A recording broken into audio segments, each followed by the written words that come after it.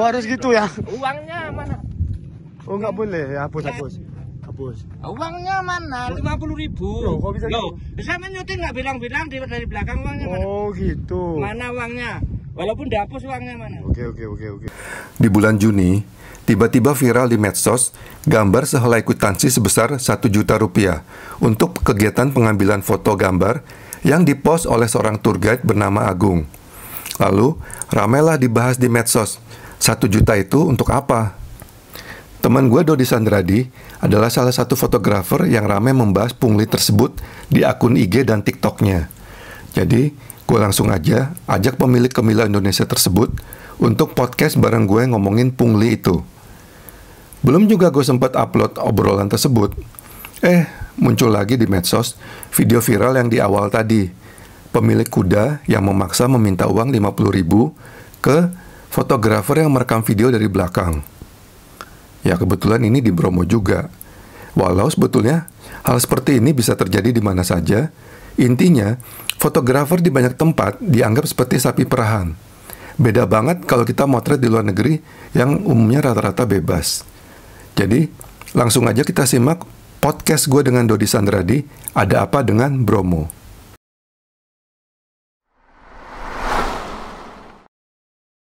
Oke, ketemu lagi dengan gue Pinky Mirror di Pinky Mirror TV. Kali ini gue ketemu teman gue lagi, Dodi Sandradi. Jangan bosan, tapi kali ini bentuknya podcast ya. Ini podcast nomor 2. Gue pengen ngobrol tentang Bromo. Oh, Ya. Kenapa? Karena gue baca waktu itu kan ada minggu lalu ya, kayak minggu lalu tuh viral ada pungutan 1 juta untuk motret di Bromo. Terus di Instagram lu yang paling rame tuh buat fotografer pas-pasan apa gitu-gitu kan. Iya. Gue langsung ngejar nih si Dodi nih, tapi dia ternyata minggu lalu dia ke Padang.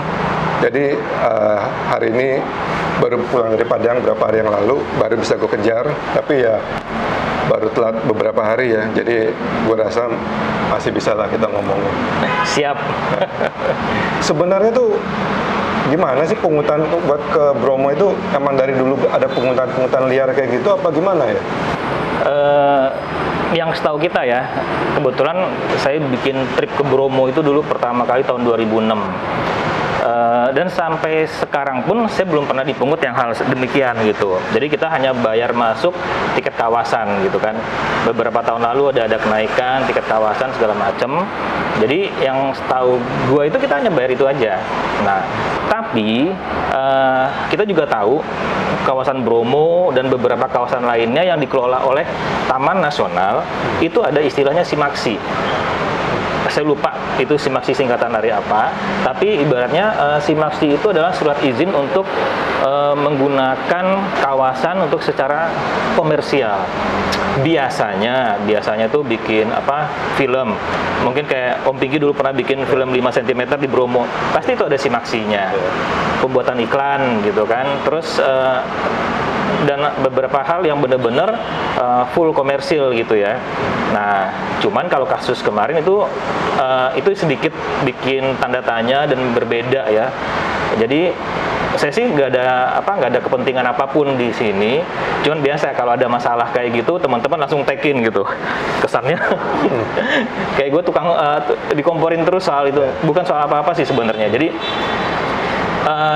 kita sebenarnya sudah jengah juga sih dari dulu motret dimanapun di Indonesia, tempat-tempat tertentu itu kalau kita udah bawa kamera ya kan, itu security datang, petugas ini datang, ya ujung-ujungnya duit lah.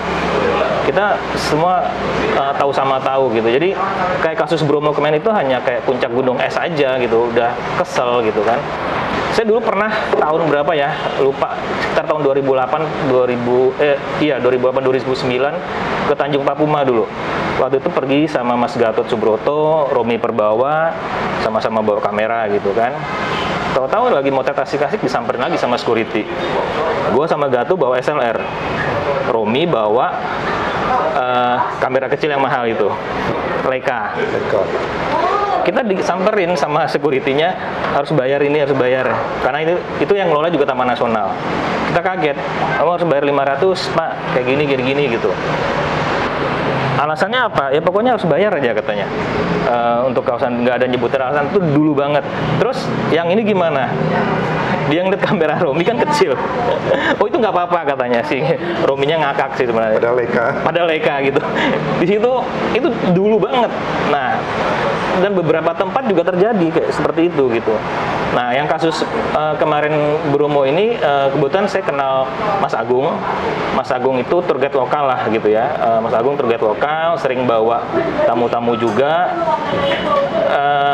Akhirnya pas aku di-tag-in sama teman-teman, aku telepon Mas Agungnya, Gung, kenapa sih sebenarnya gitu kan? Karena kita juga harus tahu kronologisnya gitu kan. Yang pasti kita nggak mau menjelekkan institusi, kita juga menghormatin aturan yang dibikin sama institusi. Nah makanya saya juga harus tahu kronologisnya seperti apa. Dijelasin lah sama Mas Agung kronologisnya. Aku tuh cuma bawa fotografer seperti biasa buat hunting foto gitu. Aku juga sering bawa hunting foto dulu ya, dari 2006 sampai 2000 berapa ya, sering bawa trip foto kayak gitu juga gitu. Tapi nggak pernah ada yang dipungut seperti itu gitu kan. Nah terus saya tahu disamperin, suruh datang ke pos, dibilang itu harus bayar katanya karena komersil gitu. Nah Agungnya karena nggak mau ribut-ribut, karena juga dia ditungguin sama orang di bawah. Yaudah kalau harus bayar kemana? Kalau harus ada izin ya dengan alasan bikin simaksi itu ya tolong bikinin aja kata Agung gitu kan. Nanti ya udah dibikinin dibayar gitu. Biar nggak ngerecokin karena dia di bawah ada motret. Jadi kalau gini, jadi banyak teman-teman yang juga yang nggak ngerti situasi juga langsung ngegas. Ya lu bikin komersil. Hitungannya komersil. Oke, anggaplah komersil, ya kan? Komersilnya itu emang itu daerah abu-abu ya. Komersilnya buat apa segala macam. Yang pasti kalau case Agung itu bawa hunting foto seperti biasa. Biasa dong orang bawa hunting foto pakai setting kuda, ya kan? Kalau di Bromo biasanya kan kita nyeting kuda lah, terus ada kalau misalnya ada penduduk setempat lah segala macam ya, itu standar orang hunting foto dimanapun gitu kan. Nah jadi poinnya Mas Agung disuruh bayar 1 juta. Mas Agung bayar, dikasih kwitansi itulah. Nah kwitansi itu yang viral kan, yang ditekin ke saya segala macam. Ya udah, setelah saya tanya Mas Agung ya saya angkat aja. Jadi kayak kekesalan gitulah, bukan masalah harus bayarnya. Kita kalau ada aturan yang jelas, resmi, kita taat aturan kok, walaupun nyesek gitu ya. Nyesek itu nanti pasti akan ada, kenapa sih nyeseknya gitu, kita akan ngomong juga di situ gitu. Tapi hal ini jelas pungli. Saya juga nggak mau diam, maksudnya dibayar suruh 1 juta, terus harus ada juga dasarnya gitu. Gua cek aturan simaksi mungkin tiap tempat berbeda gitu. Tapi yang jelas gue dapat aturan simaksi yang dari Taman Nasional itu, nah itu ada 3 macam bayaran ya, yang berkaitan dengan bisnis foto, pembuatan film, dokumenter segala macam itu kalau nggak salah 10 juta ya, nggak salah. Ya, itu PP nomor 12 tahun 2014. Nah, PP nomor 12 tahun 2014. Mereka mengacunya ke situ. Tuh, terus penggunaan handycam 1 juta. 1 juta. Per paket ya, per paket. Terus foto komersial itu 250.000. Nah, berdasarkan itu gue bilang, nah si Agung ini dikenakan yang mana? Gitu kan. Dia motret semua nih. Ya kan, kebetulan dia bawa tamu 20 orang katanya. Ada 3 grup fotografer yang bareng, yang dia bantu untuk settingin, nyiapin kuda segala macem. Nah, disuruh bayar 1 juta tuh berdasarkan PP yang mana, undang-undang yang mana. Kalau komersial ya 250.000 per paket loh, 1 paket. Nah, itu 1 juta per orang tuh gimana? Terus kan juga ada juga teman yang komentarin yang biasa bikin film dokumenter segala macam. Aku juga pernah kok motret di Pulau Rambut segala macam gitu kan. Itu kan Taman Nasional atau sejenisnya juga yang mengelola gitu kan. Kita urus simaksi dan pembayarannya setor, transfer ke kas negara, ada nomor rekeningnya jelas, bukan dengan kwitansi seperti itu. Terus satu hal lagi yang menggelikan, yang di kwitansi yang dibikinin untuk Mas Agung itu ada namanya si A gitu kan. Ternyata itu udah nggak menjabat di sana. Jadi namanya juga dicabut sama petugas yang itu gitu. Nah, jadi poinnya di sini hal-hal kayak gitu itu udah sering terjadi ya. Saya nggak mau mempersoalkan, udahlah kalau misalnya aturan, oke aturan, tapi harus clear dan jelas. Jangan sampai kayak gini, kita pergi nih ke Bromo berempat, pengen motret, ya kan? Kita kan bukan hanya turis biasa yang ke sana, karena kan fotografer pengen motret segala macam. Ya harus jelas, ya kan? Biasanya fotografer kan minimal bawa tas kamera, pasti, ada ya kan? Bawa tas kamera, bawa tripod, ya kan? Ya. Jadi udah seperti itu. Padahal belum tentu itu komersil, bisa aja memang kalau buat pribadi juga. Makanya sebenarnya benar yang dibilang tadi, batasnya komersil itu apa gitu loh ininya. Saya dari 2006 bawa tamu tur ya, 90% sampai 95% itu nggak ada yang komersil, hanya pehobi foto. Walaupun peralatannya mungkin melebihi orang teman-teman komersil gitu ya, dari segi kamera segala macam. Tapi kita kan tahu kalau yang komersil itu pastinya dipergunakan lagi untuk nyari benefit. Kebanyakan hobiis gitu. Mereka yang udah senang paling cetak di tempatnya dia sendiri. Saya bilang 5%, oke, 5% ada yang dia masukin ke Shutterstock ya kan segala macam. Tapi kan angkanya nggak seberapa lah gitu. Oke lah, itu kita bilang yang buat komersil dalam hal kecil kan gitu. Ya, itu makanya harus clear dan jelas. Terus juga beberapa taman nasional juga kayak di Komodo gitu kan. Sekarang kalau ngedrone per hari itu kita dicas 1 juta. Terserah kamu mau komersil atau enggak, lu bawa drone terbang. Itu saya nggak tahu mengacu untuk apa peraturannya, ya kita jalanin, kita bayar aja. Cuman yang disayangkan, ujung-ujungnya juga kas negara juga nggak nambah kok. Kenapa saya ngomong gitu? Orang bayar di tengah, udah gue bayar 300-400 sama petugas lapangan. Mungkin boleh dicek aja penerimaan kas negara dari orang yang bayar ngedrone di Komodo itu berapa per bulan. Padahal yang ngedrone setiap hari itu banyak gitu. Itu selesainya di lapangan. Apa bedanya? Jadi kita bisa bilangnya kayak pungli jatuhnya, ya kan? Mungkin aja kepala Taman Nasionalnya nggak tahu segala macam, atau ya kita nggak paham. Yang pasti itu terjadi. Nah, kayak kasus si Agung itu juga, ya saya akhirnya baca kan di Detik katanya ada ancaman mau dihapus filenya. Nah, itu yang agak menjengkelkan gitu kan. Misalnya si Agung tuh sempat nanya, aku rekam sih omongan Mas si Agung. Terus gimana kata petugasnya kalau kita misalnya nggak bayar? Oh, mereka akan hapus file-file. Wow, itu udah pelanggaran privasi lagi gitu. Itu urusannya panjang nanti gitu kan. Karena ini yang motret nggak tahu ya, saya nggak ngerti hukum, tapi yang jelas itu alam ya. Kecuali lu motret rumah orang, mobil orang, properti dia, lu berhak ngapus. Ini motret gunung, Bromo segala macam, yang punya siapa gitu? Taman Nasional pengelola gitu kan. Kalau petugasnya arogan mau ngapus file foto, itu udah nggak benar menurut saya gitu. Ya, kita sebagai fotografer juga gue rasa kalau memang sumbangannya atau biayanya untuk balik ke Taman Nasionalnya lagi, nggak masalah. Mungkin kita nggak masalah kan? Iya. Tapi maksudnya, karena kita tahu bahwa ini kalau kwitansi begini aja, ya udah habis itu buktinya dia masuk apa enggak juga kita nggak bakal tahu juga. Lo pakai nama orang yang udah nggak ini, jadi memang ya saya bilang, saya nggak ada masalah sih kalau emang teman-teman atau pegiat pebisnis kayak yang punya hunting foto tour segala macam dikenakan fee, nggak ada masalah kita. Kok kita akan kena cas kita cas sama peserta kok ya. Cuman harus jelasnya itu, kita tidak mau tuh dipungli gitu. Ya. Itu kalau pre-wedding 250.000 itu pre-wedding 250. Dan si Agung sering juga tuh bawa tamu yang untuk pre-wedding katanya, bayar 250.000. Tapi saya nggak nanya, lu bayarnya di mana? Bayar di tempat atau urus si Maxi? Ya kan? Saya nggak mau ngelebar ke sana lah gitu. Tapi yang pasti untuk case ini ya. Karena sebenarnya kan sekarang kalau pre-wedding pun ya kadang ada foto, tapi bisa juga foto sama video kan sekarang kan. Iya. Jadi itu harusnya menurut saya sih yang berkaitan, mungkin kita punya yayasan komunitas ya semacam MFI, Masyarakat Fotografi Indonesia atau Yayasan Fotografi Indonesia, itu harus duduk bersama ya kan, buat sama Kemenparekraf, sama Taman Nasional, kita lurusin hal seperti itu. Poinnya fotografer itu tidak keberatan kok dikenakan biaya segala macam, asal wajar dan benar gitu ya kan. Jadi jangan cuman sedikit ya unek-unek teman-teman yang lain di daerah. Hobis ini kan macam-macam ya. Ada yang mereka punya uang pas-pasan, ya kan. Dia ngumpulin uang buat beli kamera, bisa hunting foto, itu udah seneng gitu kan.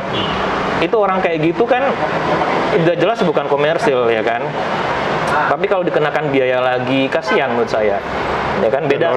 Orang Taman Nasional juga dia nggak bisa lihat bahwa oh ini kameranya yang 50 juta, ini kamera yang 10 juta kan dia nggak bisa bedain juga. Paham ya, kayak kasus saya di Leica aja ya itu nggak usah bayar ya kan. Di Tanjung Papuma dulu, ya kan saya pakai waktu itu Nikon D berapa ya, D100, Mas Gatot D200, satu Leica.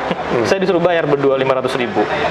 Jadi hal-hal kayak gitu, dan itu bukan sekali dua kali ya. Ke tempat lain pun di Indonesia itu kayak gitu. Baru aja bawa kamera, security datang.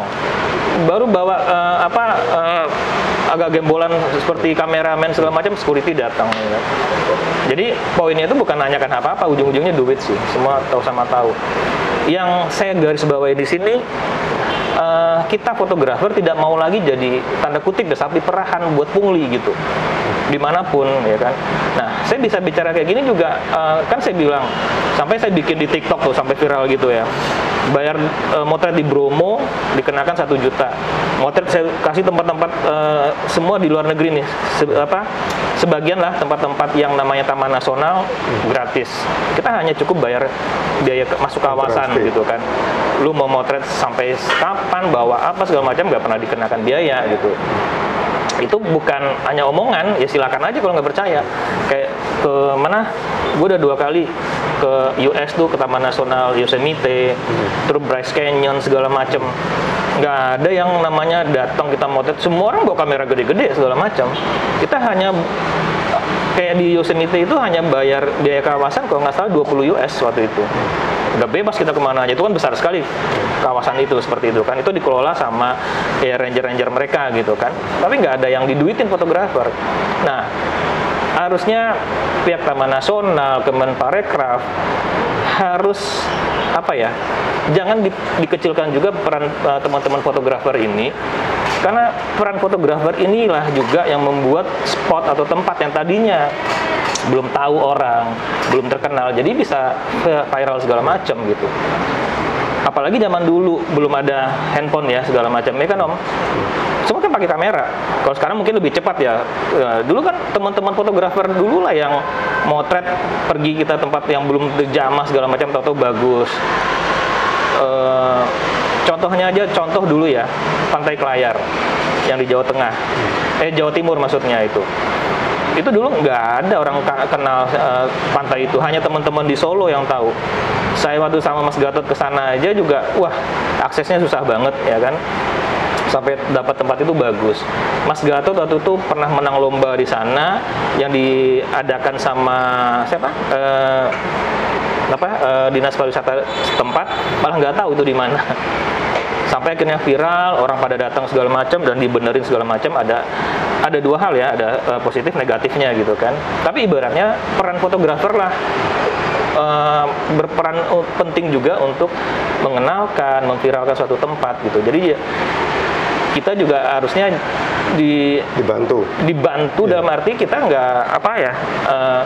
nggak pernah ribut juga kok kalau misalnya foto dan kita. Bukan cuma dibantu, maksudnya karena disupport lah ya yang lu bilang tadi itu kan, di luar negeri kita motret di mana aja, jangankan Taman Nasional, kayak di Singapura, di Jepang, di mana ya, kalau gua motret ya udah motret aja kan. Iya, nggak pernah ada yang sampai nyamperin apa segala tuh nggak pernah gitu loh. Kayak di Singapura di Marina Bay itu kan juga properti segala macam gitu, nggak ada yang nyamperin gitu kan. Pakai baju pengantin apa segala gitu. Saya even kalau bikin trip ke Iceland segala macam, banyak loh fotografer Indonesia bawa tamu ke sana. Karena mereka gue hanya bikin ongkos dan lain-lain, gue nggak diributin hal-hal izin lah segala macem gitu. Yang kayak di sini gitu, nggak kayak di sini. Iya, gue kemarin juga wawancara ada fotografer pre-wed teman gue si HL di Jakarta, hampir dibilang nggak pernah karena katanya pungutannya terlalu gila-gilaan, juta-jutaan. Iya. Mendingan dia ya ke Sumba kemana gitu. Ya mungkin ada pungutan juga tapi lebih kecil ya apa gimana gitu. Jadi memang, tapi situasinya ya sekarang setelah viral itu juga gue lihat nggak ada perubahan apa-apa kan jadinya. Yang pasti gini, dari komen, aku lihat komen di TikTok, di Instagram, gue baru kesana kemarin nggak dimintain apa-apa segala macam. Ya mungkin mereka shock juga. Tiarap dulu gitu. Karena mungkin saja kepala Taman Nasionalnya nggak tahu itu orang yang di lapangan, satu itu. Terus waktu saya kontak si Agung gimana Gung? Si Agung juga butuh kejelasan, sama pemain lain sebenarnya gitu kan. Cuman yang bingung gue kenapa hanya gue yang bersuara ya. Padahal lu tag Sandiaga Uno dibalas nggak? Nggak pernah lah, jadi percuma aja ya. Malah yang nge-tag itu banyak orang-orang juga percuma. Jadi kita siapa lah, kita nggak akan didengar gitu. Karena kelas gue tuh, ntar gue tanyain deh kalau ketemu. Nggak, maksudnya itu kenapa sih teman-teman pemain foto tour yang lain juga nggak bersuara gitu? Sedangkan gue dianggap bersuara keras segala macam, gue nggak ada kepentingan loh sebenarnya secara langsung sekarang ini ya. Karena udah sejak 2016 hampir 98% ke luar negeri tripnya gitu. Ya, cuman kan sebagai fotografer kan lihat ada kayak gini kan kayak kita nggak mau diem juga kayak gini gimana. Makanya gue juga di YouTube gue ini juga gue rasa paling nggak ya kita ngobrolin lah biar teman-teman yang lain juga bisa tahu masalahnya apa, terus kira-kira kedepannya kayak gimana gitu ininya. Ya pentingnya gini, kita nggak menyudutkan, menyalahkan institusi. Kalau mereka punya aturan kita ikutin ya kan. Oh disuruh bayar, tapi ya itu tadi harus jelas bayarnya apa. Dan itu tadi sekarang itu dengan teknologi yang semakin beragam, dinamis, mereka juga harus tahu gitu kan, dalam artian ini sebatas apa sih gitu ya. Apalagi mau bikin jambore di Bromo tuh. Ya harusnya saya udah colek si Mas Andi tuh, Andi Sportak. Tuh dia gimana tuh jadi bukan sekedar bikin jambore, jadi saat jambore itulah masalah yang ada kita bisa omongin juga ya kan, dari segala hal lah gitu ya. Jadi bukan hanya motret di alam, di properti manapun, karena kayak apa ya, kayak nggak dianggap juga sama yang berwenang masalah pariwisata segala macam gitu. Padahal kita punya potensi fotografer yang luar biasa, ya kan? Kayak gitu. Ya, pokoknya intinya kita pengen kejelasan aja. Kalau memang ada pungutan untuk kemajuan Taman Nasional sendiri, fotografer pasti akan seneng-seneng aja gitu ya kan? Iya. Kalau masalah bayar simaksi segala macam nggak apa-apa, tentukan aja. Sekarang itu kayak si Mas Agung, dia bingung. Nanti jadi gini, kita mau bikin tour nih, si Agung misalnya mau bawa tamu nih. Kan dia harus ngecas di awal nih berapa. Itu kan nanti kalau misalnya tahu-tahu ada biaya tambahan itu, dia kan nggak bisa rugi si Agungnya atau teman-teman yang lain gitu kan. Tapi kalau udah jelas di awal, dia kan dibilang ke pesertanya mungkin gitu kan, ada biaya tambahan segala macam gitu. Walaupun ya yang menurut saya biaya-biaya kayak gitu tuh harusnya nggak terjadi sih. Apalagi tawar-menawar ya. Iya. Itu kan tawar-menawar. Apalagi kalau misalnya cuma sekedar hunting foto ya.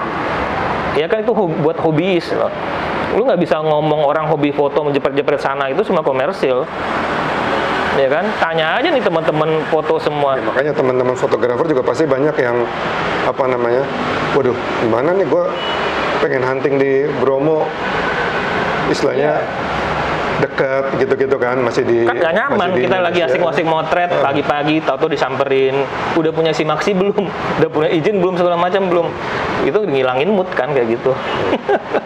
Jadi harus clear lah, dan harus bener-bener dicari jalan tengah lah ya kalau kayak gini. Karena buat saya dari 2006 bawa tamu tur segala macam, dan hal itu sering terjadi, akhirnya bikin jengah gitu. Saya punya trip ke Milau Indonesia, cita-citanya dari dulu bawa orang keliling Indonesia segala macam. Udah saya jalani bertahun-tahun, tapi hal-hal kayak gitu tuh sering kita temuin ya di lapangan ya. Bahkan ya sama preman lapangan nggak ada masalah lah, segala macam, tahu lah. Tapi kalau yang preman berdasi atau ibaratnya yang kayak gitu tuh males, harus pungli-pungli, itu saya sebel banget gitu.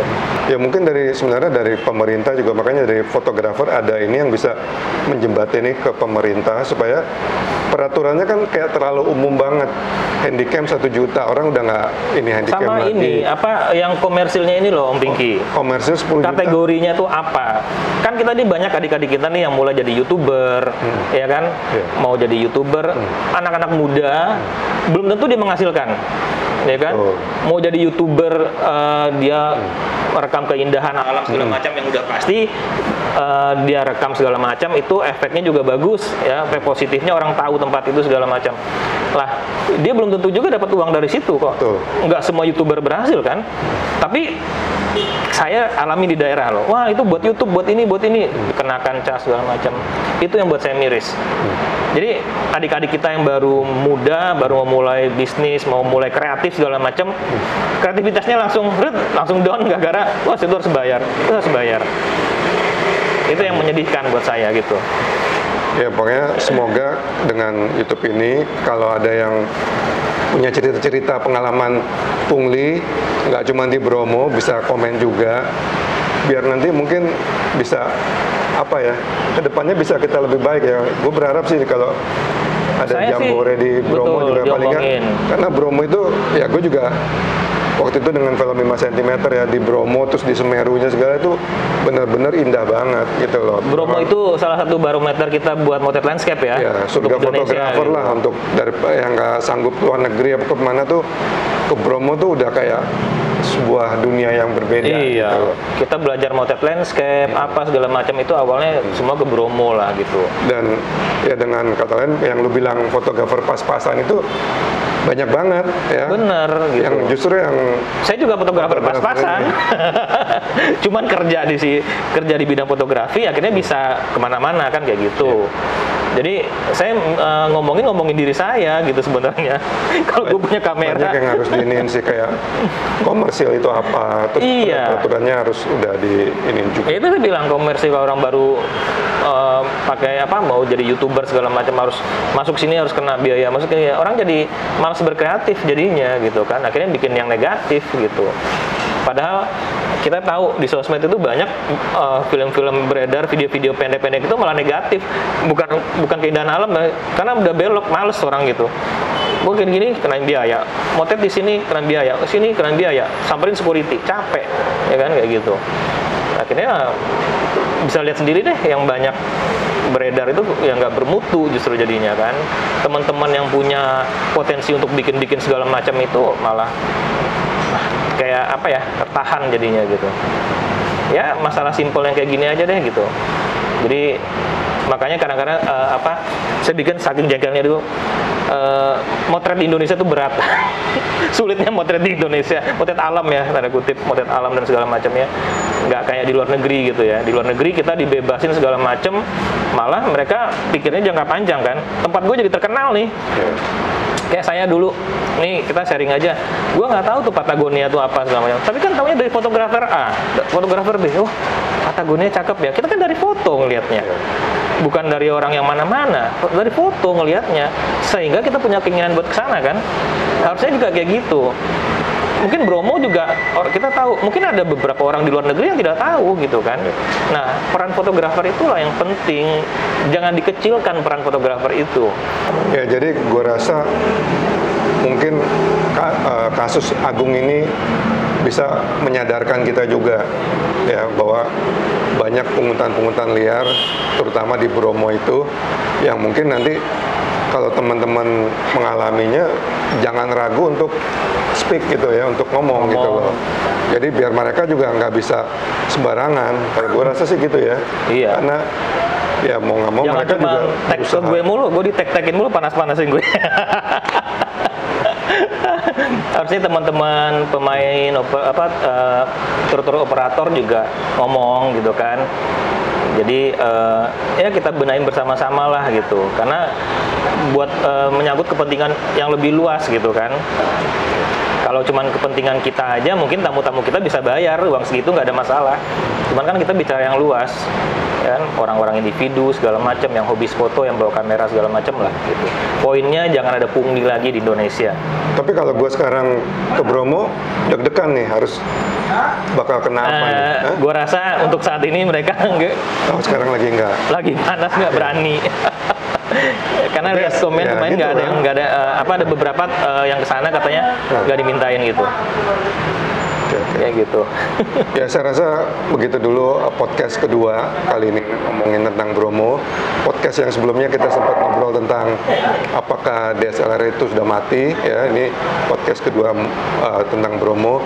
Semoga bisa memberikan inspirasi buat kalian yang nonton dan yang punya pengalaman tentang Bromo. Jangan lupa untuk komen di bawah. Oke, terima kasih teman-teman. Terima kasih Dot. Sama-sama Om Miki.